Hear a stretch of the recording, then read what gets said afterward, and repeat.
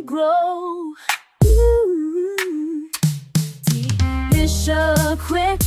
Equip, evangelize. With faith in our hearts, we'll rise to the skies. Hope for them ministry, spreading the word. Join us in the mission. Let your voice be heard.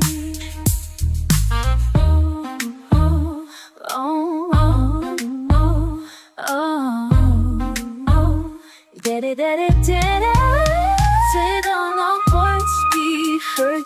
Let's to light, evangelize hope. Let the message be clear.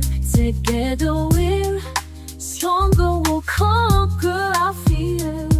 Evangelize hope. Let the message be clear. Together we're stronger. We'll conquer our fear. Equip, evangelize.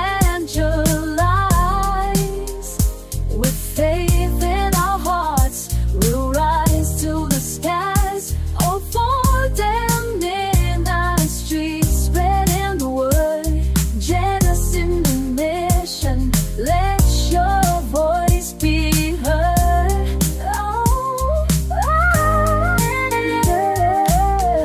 Hope for the mysteries. We're all in this fight. With love and with purpose, we'll shine the light.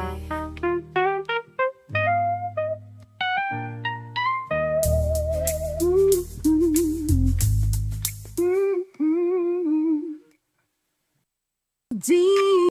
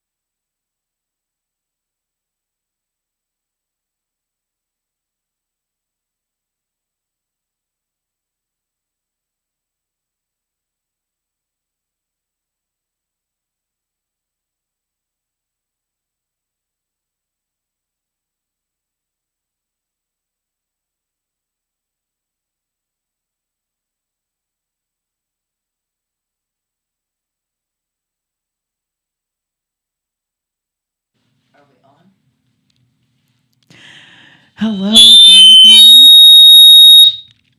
Sorry about that. We're still working out kinks.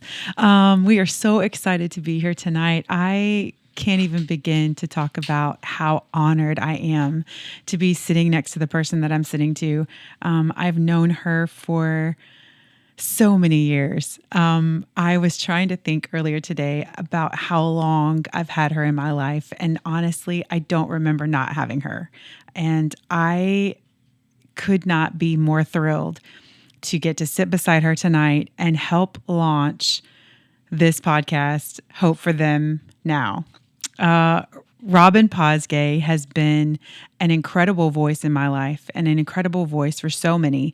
And I don't know anyone more equipped to put her hands to the dirt and not only change the culture and the atmosphere of a place, but to grow roots wherever she goes. And I just want to introduce to you my amazing, beautiful, anointed, talented friend, and just the most generous person that I think I might know, like in life. This is Miss Robin Posgay.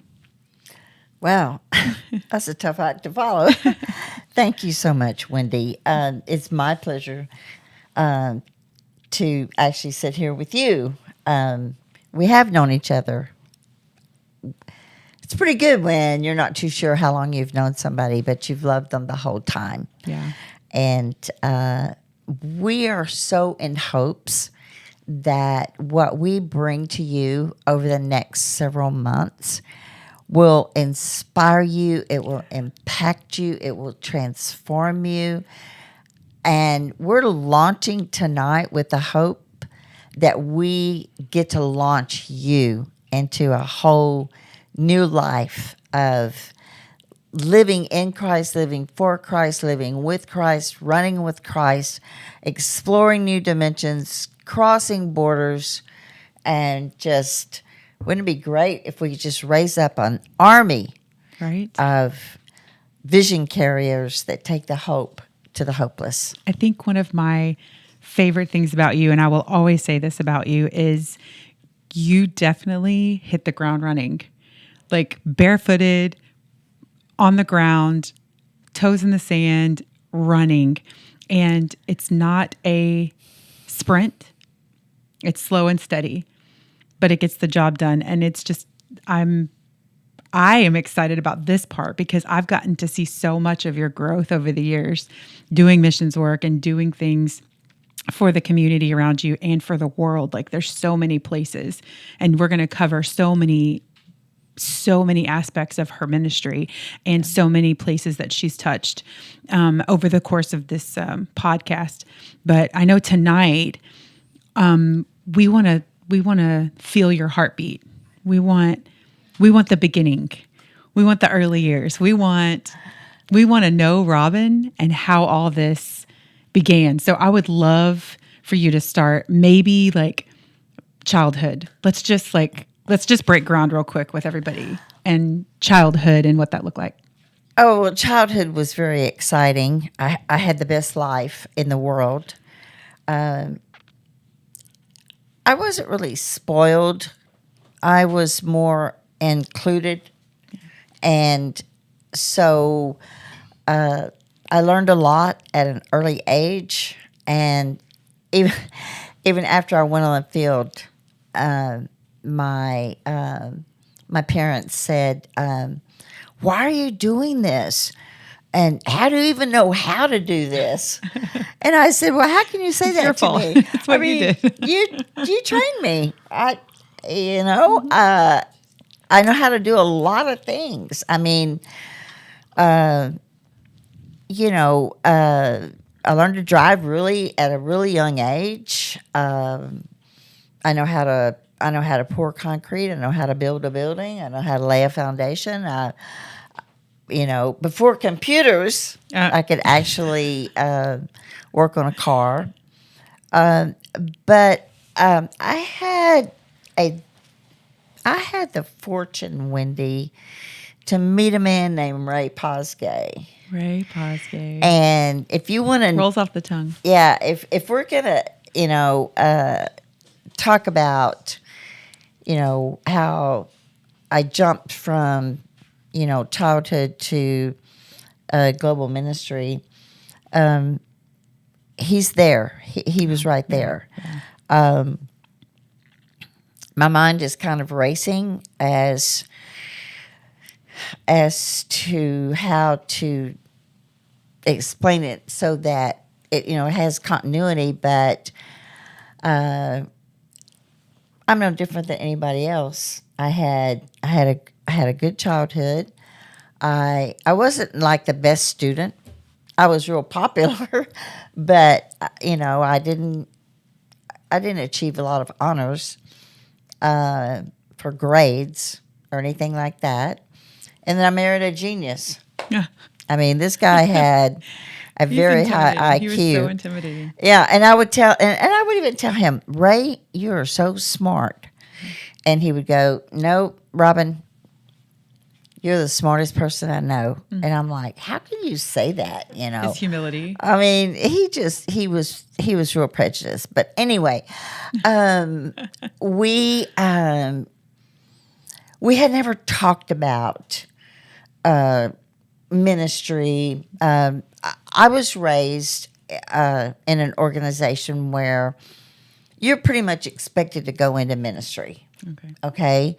Ray wasn't raised like that. He was raised in an organization that was more liturgical. They had rituals. They were pretty strict. So the whole evangelical, charismatic movement, Yeah. he just agreed. Yeah, if he just went with it. So I never brought it up to him that at about age 16, I knew that I was called to the nations.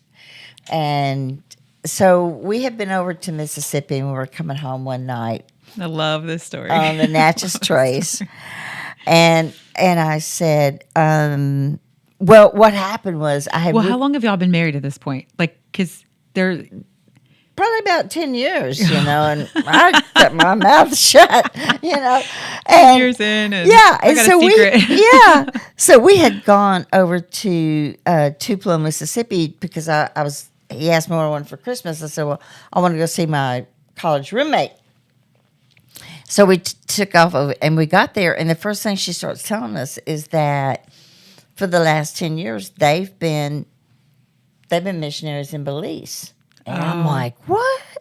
Oh, I was like, a spark. Oh no, That spark. Yeah, deep down like, inside of you. How am I going to escape this? So we get in the car. We're headed back, coming down the Natchez Trace.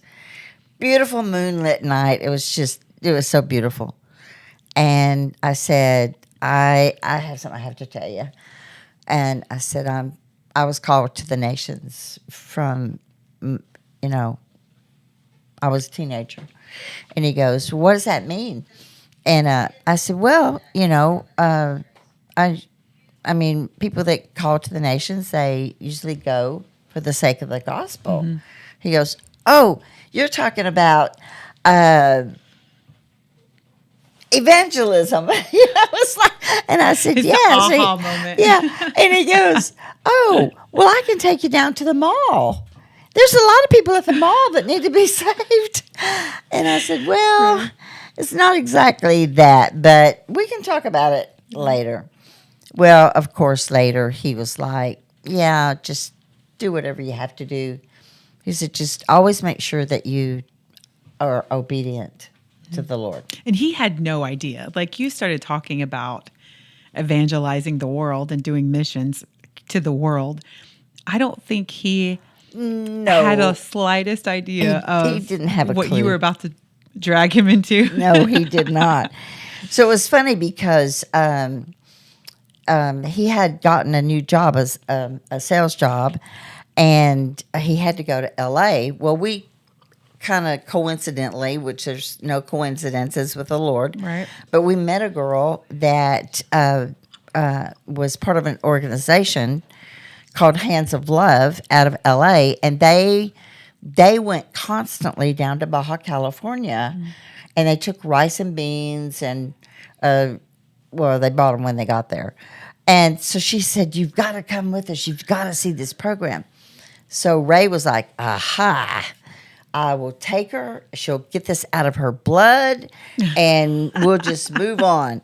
So She'll serve some rice and beans, and we'll get it all done in one she'll fell just trip. get it. You know, One fell trip. well, he was in for a big surprise again, and so we got That there. just itched the scratch. That just barely scratch that itch. Yeah, and so we've been there. A lot of things have happened, and we're getting ready to leave. And he goes, "Do you have some shorts I could wear?"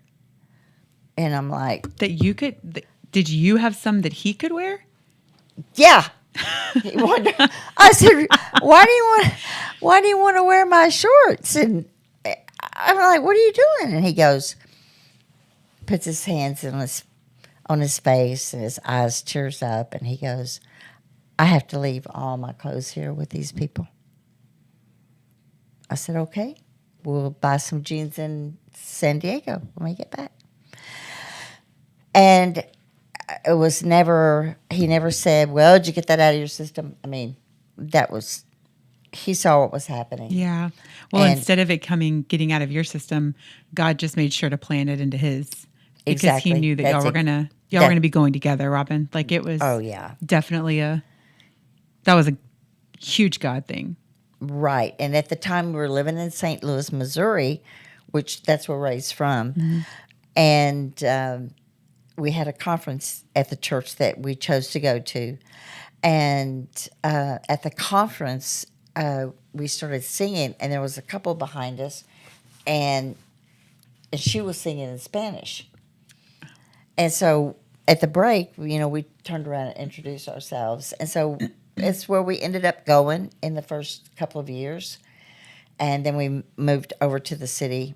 And Ray, I mean, when he saw where they lived and how we had to live whenever we got there, he was like, "Robin, why couldn't you be called to Hawaii?"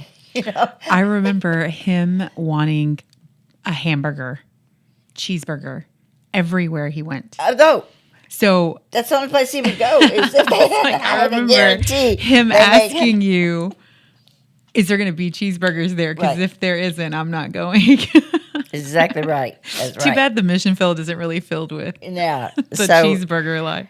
it's Although there is the McDonald's, pretty much it Oh, on every and corner. you would be surprised at how many Kentucky Fried Chickens there are in the farthest reach of the world. That's, of There's course, a chicken, of course. Kentucky Fried Chicken. Of course, chicken. Yeah. Well, speaking of chicken, I'm glad you brought that up because I was going back to your childhood just for a brief minute. You were telling me about how you didn't really like chickens when you were growing up. Well, no, because You liked fried chicken, but all of the work that you had to put in as a kid and growing up, there's just such a foundation in that leading up to what you carry, and the foundation in that is just beautiful. Wendy, that's really the truth. I mean, by the time I was 9, I was deckhand. We had a little shrimp boat. Yep. We had rent houses that my mom had built. So I learned all kinds of skills, learning to take care of our vehicles, mowing the pasture, mowing the yard, painting, and then not necessarily that particular activity, but what you learn when you're given the responsibility to complete those kinds of projects. The values are just, Yeah. they're priceless. And the truly. work ethic. Oh, absolutely. And your mom, you've explained, she was just such a big entrepreneur herself, and the things that she put her hands to. So I can't even begin to imagine like you as a child and being Robin Posgay as a child. It was a good thing that I knew how to drive, because what my mom did was she built this massive division, 24 houses, Oh. and she rented to the Air Force personnel that were at Matagorda Air Force Base. And some people arrived from Japan, some from Germany, Wow. some from other parts of the United States. Some people had furniture, some people didn't. So we had to move furniture in, move furniture out. And I'm a kid. I I got my first truck when I was 13. And so, Wow. I had workers, and I'm moving furniture in, I'm moving furniture out. We're cleaning, we're painting, we're making the repairs. And I mean, it's just, it all just really, really fit together. But I do want to say something. I kind of jumped into this. I want to welcome everyone that's watching. I know that a lot of our sponsors, a lot of my friends, a lot of people in other countries are they'll be watching. And you can visit our website at hopeforthemnow.org. That's all you have to put, hopeforthemnow.org. And I see that our QR code is being made available to you.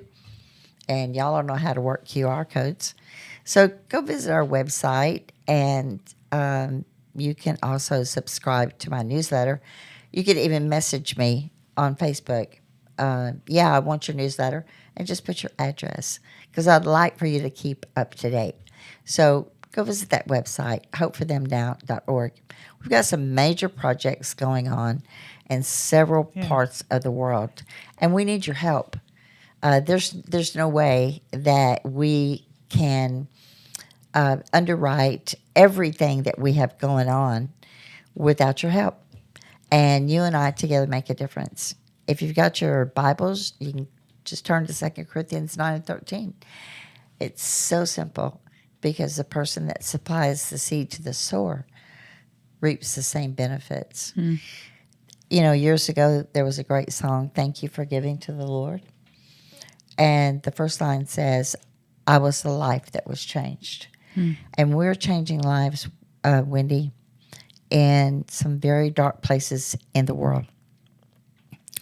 One of the things that we have done is on a remote island in the Congo, which we'll tell you more about in a little bit. But I was so grieved when Ray died. I just couldn't believe it, because we had so much that we wanted to do. And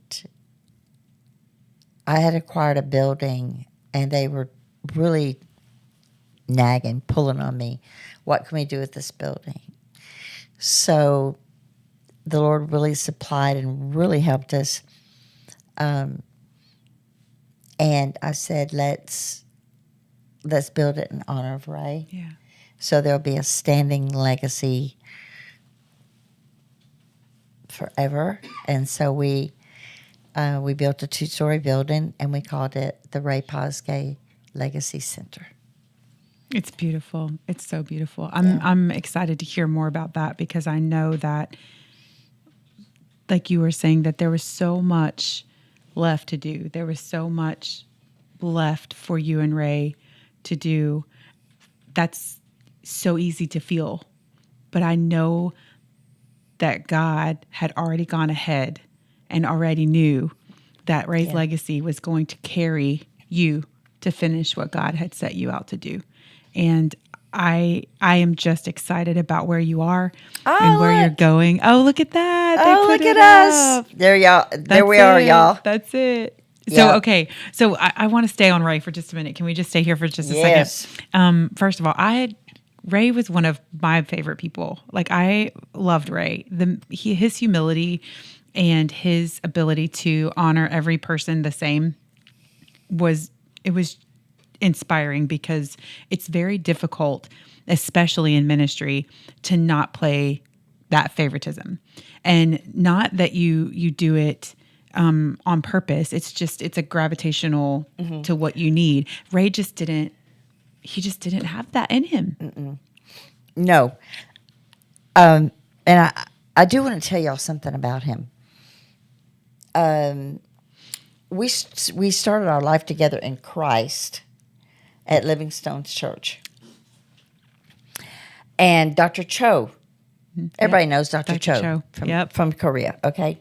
Well, Dr. Cho came, and, I mean, the place was packed, and he's talking about everything that he's doing, and and it was, there's the late Ray Posgay Legacy Center, y'all. Look at that. Look at Oh, there that. it is. Yeah, there's our kids. So, And Dr. you said this is actually in Congo. This is in the Congo. This is in the Congo. This is in, yeah, that's in the Congo. I'll tell y'all, leave it there for a second. This story is almost over. And I can go to this photo. Absolutely. Okay. So what Dr. Cho said was, if you need the job done, send an almond. That was right up Ray's alley. Ray loved women. He thought they were brilliant. He thought that they were charismatic. They're fixers. They know how to navigate. He would always prefer, because he and I were in business together. Yep. So he preferred that I went first because I was the gate opener. Mm-hmm. I was the door opener, and so I could go in with our products, and then I could talk the guy into believing me that he needed an engineer. Right. And then I'd In comes bring Ray in, and we were such a great team. Oh, and hands down. It at first, I was kind of in shock because I was like, what am I going to do? What do I do now? And I just knew that he had such confidence in me that he made me confident. I wasn't afraid of anything or anybody. And he bought me a 7-passenger van when I started going to northern Mexico, Mm-hmm. like when I actually established something there. Mm-hmm. And I'd take off across that northern desert by myself. Feet to the ground, running. Yep. That's a good one, too. We were so serious about Mexico that we applied for residency. That was at the embassy, the Mexican embassy. And look at him, he's so proud, like he's going to go be a global preacher. I love it. He was not a preacher at all. He got his feet wet a couple of times, though. Yeah. He got his feet wet a couple of times. But this is what I had to do. And I think we've got a couple of those coming up, too. Yeah, That picture show proof that he So he put his here's hands what to it. we would do. Like, wherever we were, they would come and they would say, okay, Ray, so do you want to say a few words? And I'd tell him, don't talk about me. Whatever you do when you get up there, don't talk about me. This was his birthday party. We always had a big gumbo feast. Oh, and I got to attend a couple of Yeah, those. that's his birthday party. That's his good buddy, Delbert Heron, and our precious friend, Eloise. The house was packed, and we just kind of got over in the corner and made a little birthday picture. But yeah, he knew how to navigate. We always said that Ray had the ministry of love. Because we'd be in a country, they'd be talking up a storm to him. He wouldn't understand a word they were saying. And he'd be laughing. This right here, what do y'all think he's telling them? This structure is built with this type of material. He's talking to them about exactly. But what? I was kidding. No. What he was talking to them about, because Ray was with NASA, he was on the team that designed the heat shield for reentry for the Apollo and Gemini projects. So he's telling them about it. Wow. And Rafa was translating totally for him. It was so funny because when he got done, we had a dismissal. They all wanted his autograph because they thought he was an astronaut. Thought he was an astronaut. I can't. Yeah. I love so that guy could charm the skin off a snake. Okay, so this is the American missionary, and there's Ray. That's our good friend Rick Llewellyn, who's really, really helped us with he's familiar. Curriculum. Yeah, he comes every year. I know. Yeah, okay. and that's Rafa, our Rafa. spiritual son, our adopted son. We got him when he was about 19, and he loved Ray. He loved Ray, and we were on our way to an ordination service there, but Ray was he was all in. Ray was all in all the time. So, what was it that you feel was the turning point? Like, what was the maybe the conversation that you guys had, or that night, maybe that you can pinpoint when we have to launch this type of ministry, or we have to step this way? Like, what was the pivotal moment for you guys to do that? Okay, so let me say this: we have grown so much Oh, through the years. leaps and bounds. I told somebody the other day, you know what? The things that I do now, they're they're not what they're not what I started out doing. I started out, and we named the ministry Children of the Harvest. That's right. And a friend of mine wrote a song. They're the children of the harvest, a neglect you can't afford. Little children of the harvest, leading others to the Lord. My friend Pam Berry wrote that song in Sam's. In Sam's, Yeah, we were on our way to buy a birthday cake, and she's writing this song. getting your Saturday samples. Yeah. So yeah. So this couple that lives in northern Mexico had invited us to come down. And so Ray got me this van, and we went, but a monsoon had hit and everything was flooded. Wow. So we couldn't go like on the regular road. We had to take a back road. And literally, like if this was the road, if this table was the road, the water was level with the road. And so it was very treacherous to drive because it's a big river. Okay. Wow. And I think that flood, and when he saw, because once we got to our location, to go and do anything, we had to go by boat.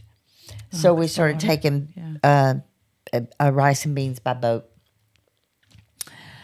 And I think when he saw how I gravitated to the people, and the people gravitated to us, and the massive work that there was to be done, he just never backed down. And you know, we had some. We were just starting out. We didn't have very many supporters. You know, he would. And this was in the day when if I went to Mexico, I had to make sure I kept enough money to come back home on, because there was no way to get money. Then got it. Once Couldn't you're convert there. it. Got it. And so he would always make sure, the ministry had the money that it needed, but he wanted to make sure I could get back home. Always. He definitely, he never had a hesitation. That is something that I do remember about him as well, is that he was just yes for the Lord. And most of his yeses were to you and what y'all were called to together. But his yeses were yes and amen every time. Yeah. We're going to go into just like a quick little break. They want to show a video just so you can kind of feel a little bit more of the heartbeat of Hope for Them. And we're going to come back and we're going to answer some more questions about the early years. And I'm excited to hear how Ray was in the last few years that you had together. I want to hear about how he never changed. He never wavered. No. He was the same literally up until the end. So I think they're going to switch over to the video. You guys enjoy this video and just open your hearts to see what it looks like when they put hands And to we'll the ground. be right back. Yeah, we'll be right back.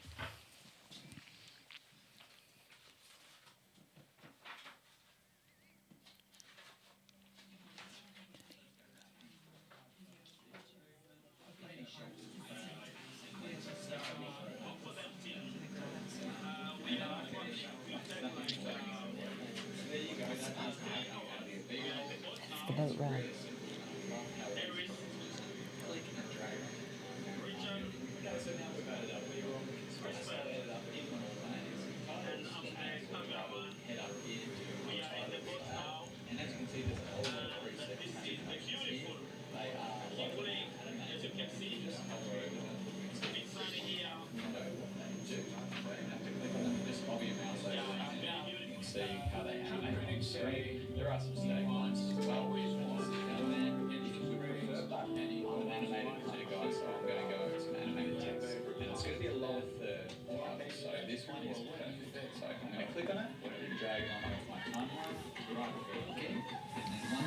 Just ask me a little bit about what we saw.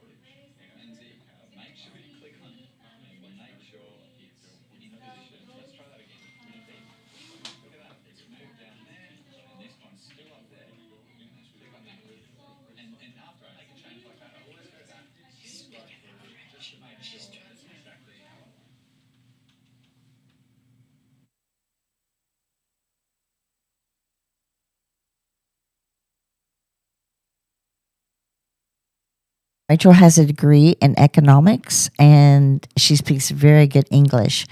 The man behind her is Crispin, who has just recently been named as, that's him in the middle, as magistrate judge, and he has been our attorney since we first went to the Congo. So he only speaks French.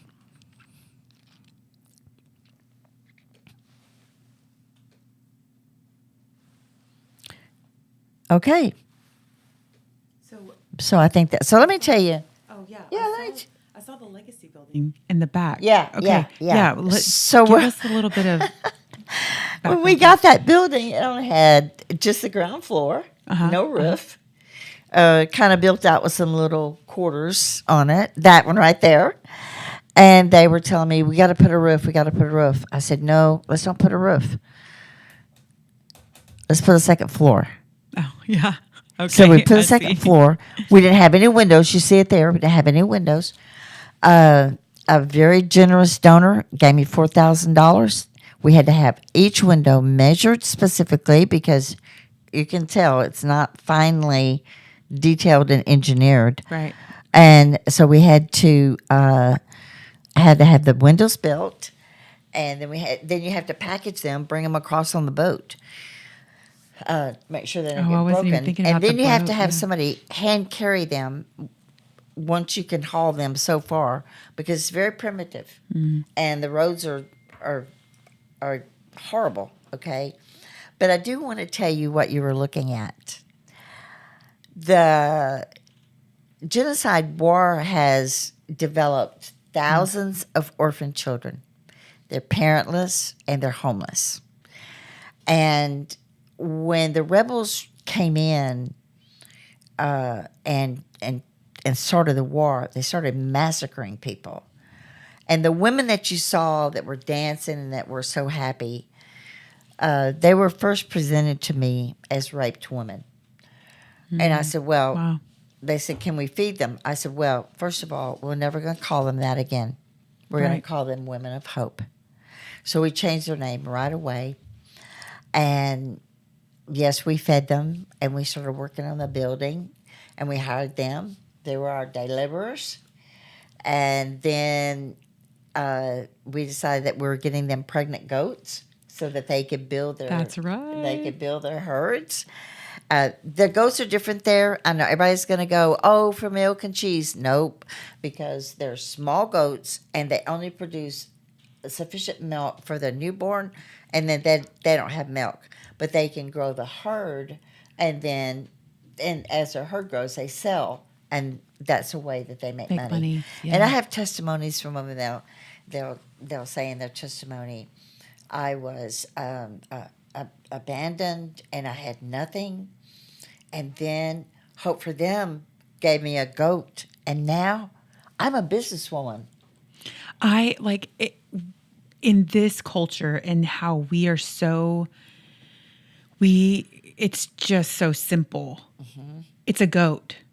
And we wouldn't think that that was a big deal, but to them, it's everything. Yes. It's Yes. everything. Yes. And a pregnant goat, I mean, the layers of that. I know that we don't have the time tonight to pick that apart, but I want our viewers to recognize how simple it is to connect with you, how reaching the nations is as simple as a goat. Yeah. It's that simple. Hey, but get this. You think, oh, that's easy. Just, go buy some goats. One of the men in the video was over to the right with the red shirt on. His name is Justin.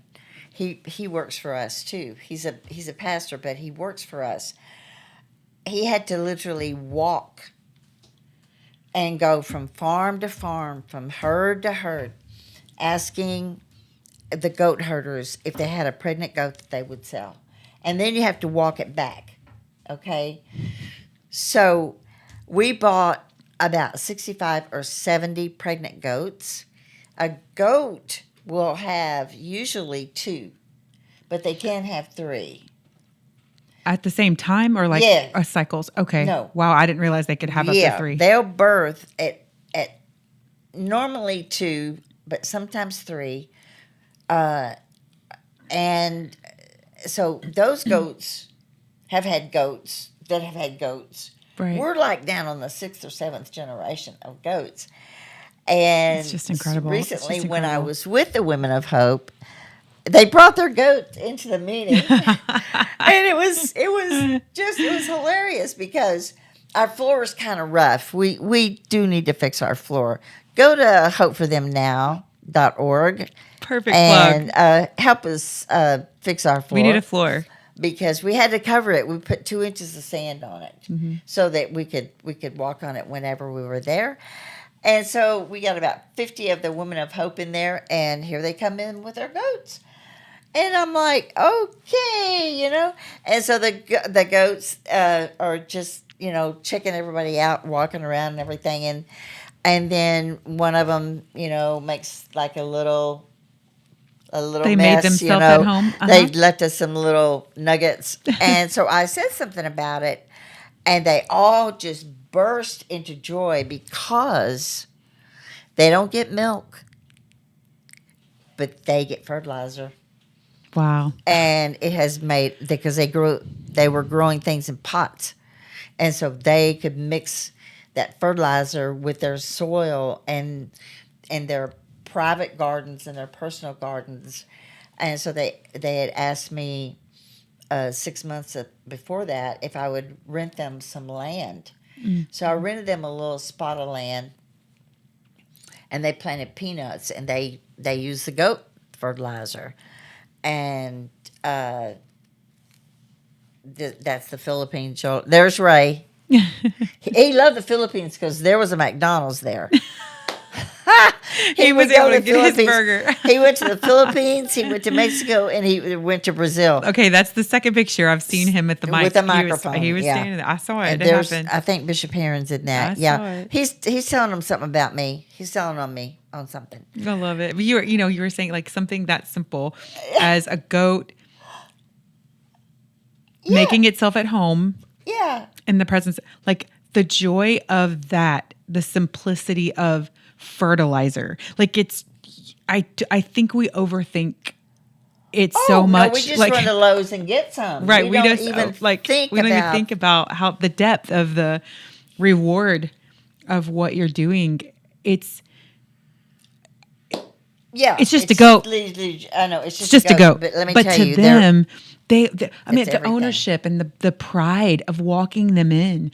I think that was a sense of honor to bring them in to show I you. was so glad that they brought them. But me, I'd be like, why are your goats here? Like, what Yeah. are you doing? And No, now no. they're like, Oh, it's you know, thrilled. They come yeah. and put their little faces, little love heads it. in my lap, love know. it. And I was telling them, I love this. I am so glad that we bought these goats. And this lady stands up in the back and she goes, Mom, could we have a cow? I said, yeah. We need a cow? Here's me, my big mouth. We need a cow. We need more than one cow. And we need our own land. We need our own farm. Oh, they went crazy. They got jumped up. They started dancing, beating their little drums. I mean, so guess what? We got cows. We got land. Exactly. We have a Feet. farm. Feet running. I love Yeah. it. I Yeah. And it was just, oh, and I wanted to say this one thing. There are many of the women, everywhere they go, they take their goat. That's how priceless they are. Well, and like you said just previously, like this is their business. Like Right. they are business women now. That's right. Like the it's just profound if you sit and think about it for longer than 2 seconds and realize that not only are you sowing into this ministry as you connect with Robin and her team, but you're sowing in to women becoming what they're called to be, not ever realizing they had a calling, not ever realizing that they would be businesswomen, not ever realizing that having a goat would completely change their entire life, their entire environment. We stumbled into it, Wendy. We stumbled into it. And after that, we met an expert in community transformation. And it so fits us. We knew that we had to not only give them a job, they make $1.95 a day for hard labor. Not an hour. No, Can we just clarify? A day. And everybody day. was like, you need to give them more. You need to give them more. And I'm like, no, I can't do that because the skilled people, they make $10 a day. If I raise them to $5 a day, it'll be too dangerous for them. So we can't do that.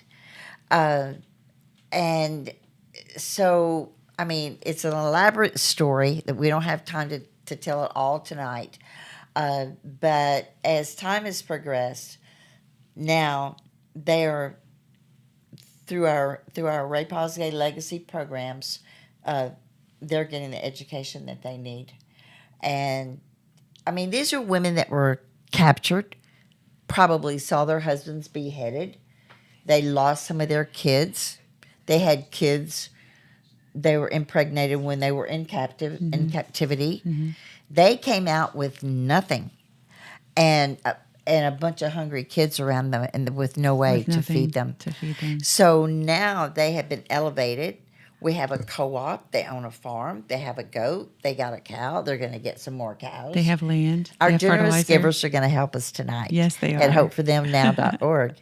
They're going to help us get a couple more cows. And I think we're going to need some more shovels. We do have a picture of them, not with us tonight, of them with their brand new shovels. And they're as proud as you would be if you got a brand new Cadillac. Right. I mean, they are thrilled with their brand new shovels.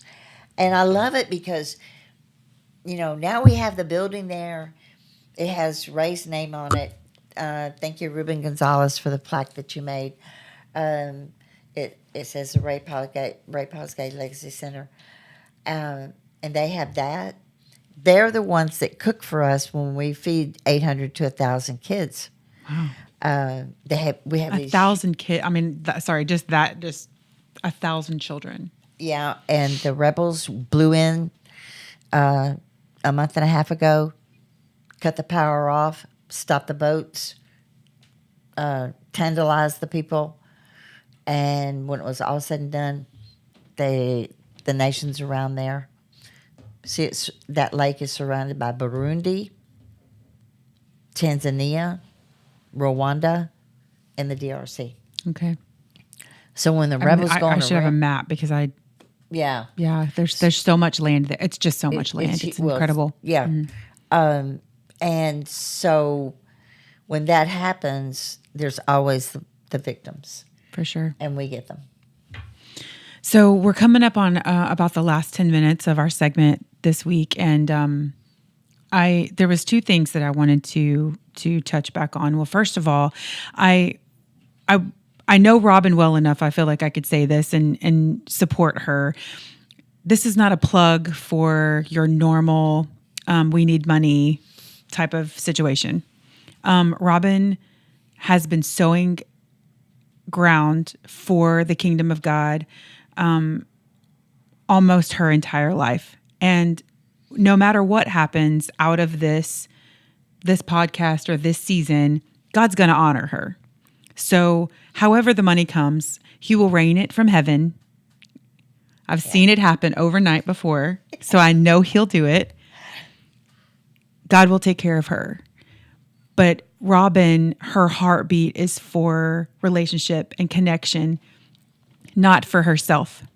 It's for you, because she also knows the benefits of those that sow, that they get the harvest as well. And so she is not only thinking about those that she's wanting to serve and minister to around the world, she's thinking about those that are giving that can't be hands and feet outside of where they are. Those that can't go, she can. And so I know her heartbeat is to help you get in alignment with that blessing, that rain down. And so when she's asking for you to prayerfully consider sowing into this ministry, sowing into Hope for Them now, and buying a goat or buying beans and rice, or just prayers, or however that looks to you, however God's putting it on your heart. There's so many different ways to connect. We've got so many different social media platforms. There's so many different ways that you can link arms with her. But most of all, I'm asking that you cover her. She's not done. She's got a whole lot left to do, and God's not finished with the work that she's going to finish for her and Ray. Yeah. And I just want you to feel the weight of that as we continue these podcasts, and as she breaks down this ministry, and as she envelops you in her life and her story and what she does for the kingdom of God, because it's absolutely miraculous and it's so beautiful. And the second thing that I wanted to maybe like finish up with is, I'd asked you kind of during the break about where you and Ray were these last few years before his passing, and what was on his heart as y'all press forward. Like what is it that we can look forward to just in the coming weeks? Not a whole lot of detail, but just in the coming weeks. Like what was that last push from Ray? We had grown so much. Yeah. The ministry had grown. People had come on board. And one of the things that he was priceless with, I can't replace it, because I can't be him. We went from just me to over there are more than 20 to 22 people every day that they serve this ministry every day, from Southeast Asia to East Africa. And he knew they loved him. He would get on Zoom with me. I did a lot of training, and in dealing with the time zones, I'd have to be on. I didn't even think about that. Yeah, like 5 a.m. Okay, and I'd be on Zoom, and maybe they would just be with a laptop, 65 or 70 people, and I would be One training laptop. them. One laptop. Got it. Okay. And Ray's got picture after picture of me. He would get up and come in and take my picture, and then he would tell everybody that, she's up teaching, and he would get on the Zoom with me. They loved him. At his celebration of life, we had four videos from people around the world that took a video because they wanted to say something about that guy right there. He was so proud of you. Yeah, he was very, very proud of me. And he was proud of what you were doing together. Yeah. And he actually, the day that he died, I think that he knew he was dying, and he kind of just slipped away. Mm. And when I went and found him, of course it was too late. He was gone, and I just never missed a beat after that. He died in April. I left for the Philippines in May and came back. It took a month and went to Chattanooga with a friend of mine, Colleen Womack, a great supporter. He wouldn't have wanted me to. I was going to say that exact thing. He wouldn't have wanted it any other way. Right. Because he knew what you guys had set in motion. And I think that there's just too much weight in it for you to have stopped, because he left his mark. And even though he may not physically be with us, Robin, his legacy is going to definitely I'm live telling you, well past I this just- moment. I love that. I love that part that that his legacy has been established, and he's got sons and daughters all over the world that really honor him and cared about us. They even love Max, and that was his dog. Right, that was his dog. I remember Max. Yeah. I remember Max. So it's I'm telling you. I hope that you'll stay with us. I have a lot of things to say that I believe is going to make a difference in your life. I know that people are hungry for something to believe in. And you can believe in us. We do what we say we're going to do. And what's that old saying? The proof's in the pudding. Proof is in the pudding. But- And we're from Texas, so Yeah, but I think here's a really good takeaway for whoever's watching. Never think that your part is too little or it's too insignificant. There are so many things that partners can do. I have partners that they love projects. And when I have a difficult project like the windows, that was a really big deal. I mean, that was a $4,000 deal. yeah, absolutely. And our building was getting ruined. We had our roof on there, but when the rainy season comes and, we had plastered and done a lot of things, we just couldn't let it ruin. And I reached out to just a couple of guys, and one guy said, here's the money, get the windows in. I reached out to people, and they bought goats. I reached out to somebody, they bought a cow. These are community economic transformational projects. I learned my lesson when I went to Baja California that you can endlessly feed people. You can endlessly feed them, okay? But our desire and our goal is that we bring transformation so that they can live a sustainable life. And you share in the blessing.